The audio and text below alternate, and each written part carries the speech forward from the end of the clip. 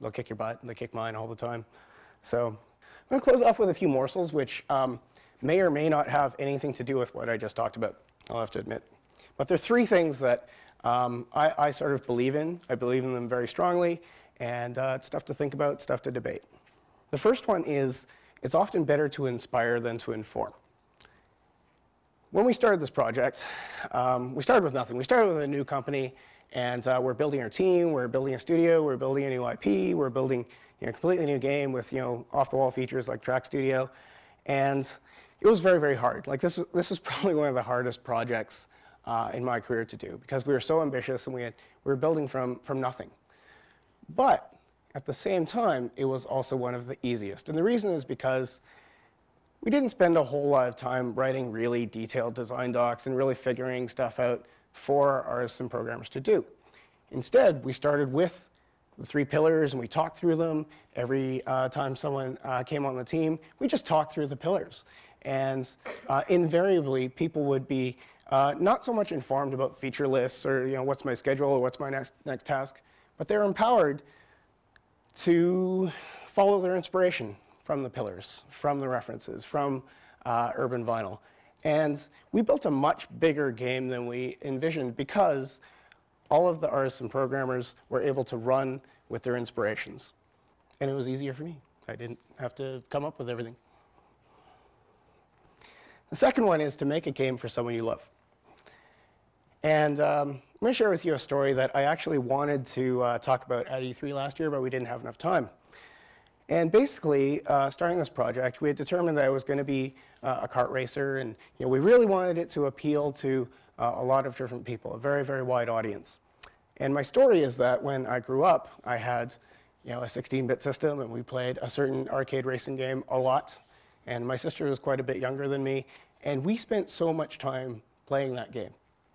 She was a lot younger. She wasn't, she didn't have the skills at first, but then eventually she did, and she started kicking my butt. But we spent so much of our growing up time together with that game. And I really wanted to make a game, maybe not so much for my sister, well, maybe for her, but also for other brothers and sisters out there who I think I want to pay that experience forward to them. And that really inspired, I tell this story sometimes in the office, and one of our programmers, basically echoed the same thing. He's like, I cannot wait to play this game that we're making with my kids. Then other people came out of the woodwork, like, I can't wait to play this game with my brother. I can't wait to show this game to my mom. I can't wait to, one fellow I met at E3 is like, I can't wait to play it with my grandmother. So it was very, very inspiring for people to share those stories. And I think it really fueled a lot of the development on our game. The last one is that you have the best job in the world. Looking back on Bill Budge, the creator of Pinball Construction Set, he hasn't made very many games. In essence, Pinball Construction Set was a tool that happened to be published as a game. I think he embarked on a project called Construction Set, which was a tool about tools. That never saw the light of day.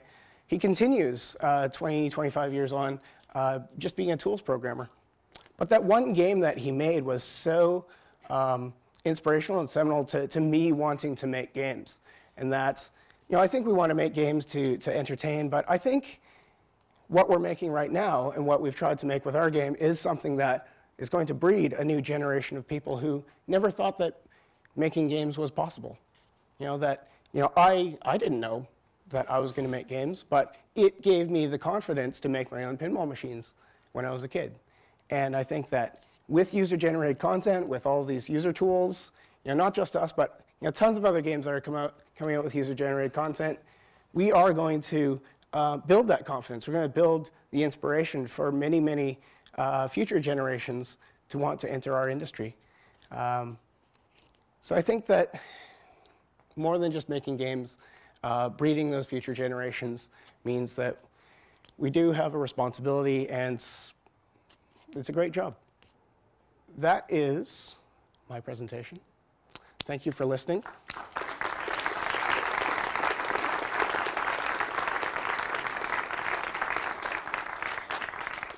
And I think we have a few minutes for questions. When it comes to online multiplayer, will you be able to race with people across the world? Yep. Actually, it's going to be per region. So you can race with anyone in North America if you're in North America, Europe versus Europe, Asia versus Asia. We need a faster internet. But yeah, you will be able to make with anyone on PSN practically. Yeah.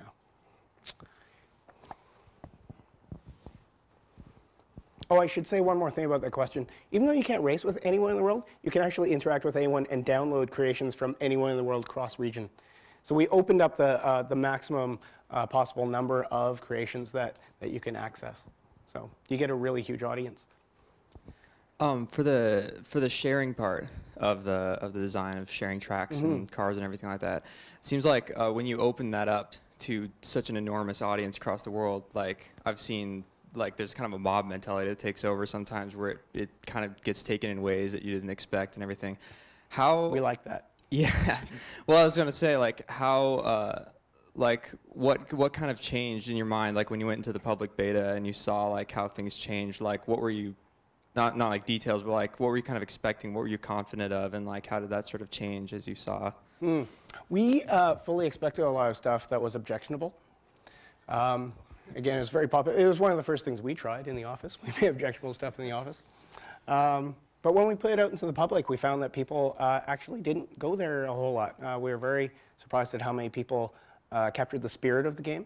That's about making cool stuff, paying homage, to cool stuff, expressing themselves, and that we didn't have to deal with the objectionable stuff nearly as much as we thought. And also, we were surprised at how quickly people picked up the tools. We didn't have any tutorials in the public beta at all. We left people to their own devices, but within 2 or 3 days of releasing each public beta, one in North America, one in Europe, people had mastered it. It was incredible.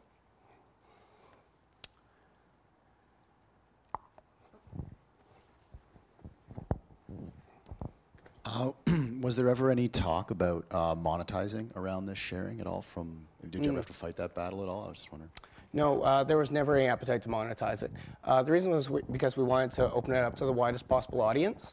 And once you introduce cash, whether it's real or fake, you get people trying to exploit that, and people who just sort of do it out of greed.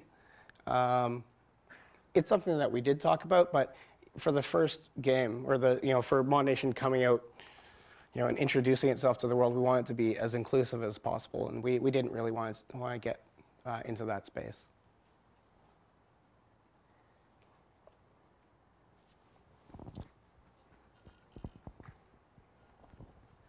Is it possible to make the track in such a way that, say, you could build a ramp and like drive on top of these giant animals?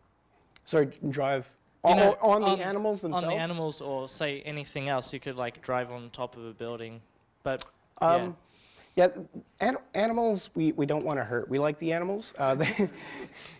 Having said that, one of our level designers, actually Wes, the fellow who did the previs, he made the office dog using Frankie. He made Frankie using the terrain tools. So you're actually driving on Frankie, and then you'd actually drive like over the head and over the back, and then you jump off of his tail, and then you actually have to navigate some of Frankie's little gifts that he left behind. So it was a pretty funny track. So you can't drive over the camels or the sheep, but you can make your own.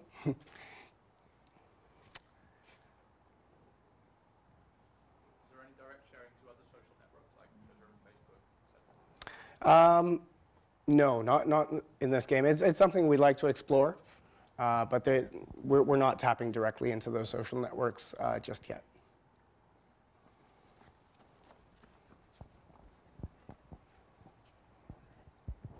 Are there any limits to how long or how wide you can make a racetrack, or how high, judging on the XYZ plane? Yeah, there are practical limits. However, those limits are pretty generous, actually. What we find is most people who make the tracks don't hit them. And then the people who do like crazy roller coasters, or lots of people make a spiral of doom, and then they have jumps off of the top of those. It's pretty far up. Some of those people have made those longer tracks. Like the lap times are somewhere around 3 or 4 minutes sometimes on the longer tracks. And so we feel that most people aren't actually going to hit those constraints. I'm really happy that those constraints are pretty high. Yeah. Obviously, there have to be some constraints. Yeah.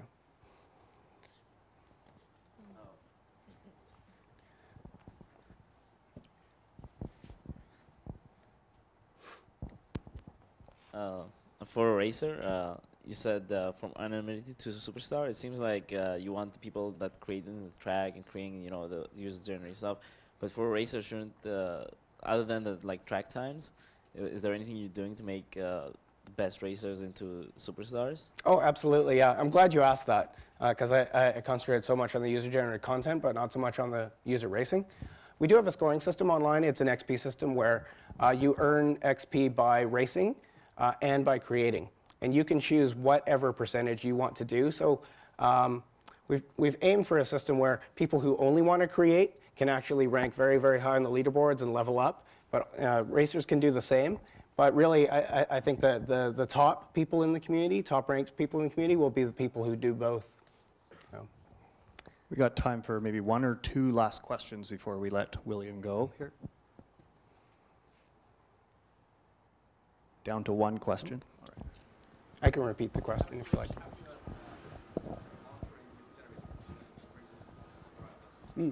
That's a good question. The question is about how are we moderating copyright infringement. This is something that Media Molecule pioneered for us. And basically, the policy of Sony is to let the community moderate it. There isn't going to be a heavy hand where people go in and just, someone's reviewing every single creation and they're going to, kill this, because it's Mickey Mouse, kill this because it's, other IPs. Can't do Finding Nemo. Disney's going to be upset. So it's really up to the community. Nothing gets acted upon unless someone in the community reports it. And then what's happened is actually a lot of IP holders are actually on a whitelist. If an IP holder is on that whitelist, we do nothing. It's actually there's actually a long list of IP holders who want to be in such a community. It's an honor and, well, quite frankly, cross promotion for them. So. Can you tell us just a bit about some of those ones that are part of your initial launch? No.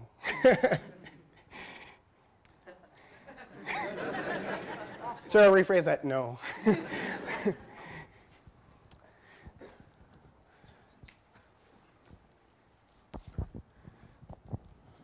Will you start off with just like a little amount of things, then as you gain XP, will you gain more things, or is it just XP for just bragging rights?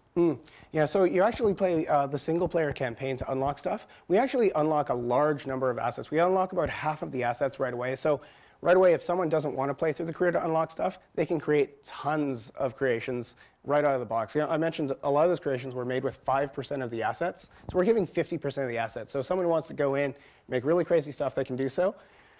We also have a campaign mode that actually sort of points you in different directions. So we have characters and carts and tracks in a wide variety of styles to sort of inspire you in different directions. And as you win races on those tracks against those characters, you'll unlock more assets. And so we also reward hardcore players. It's not just about creation. People who want to be challenged by a story-driven campaign mode, we have that for them as well. All right. I'd like to thank him for taking the time this morning. I appreciate you coming out. Thanks very much.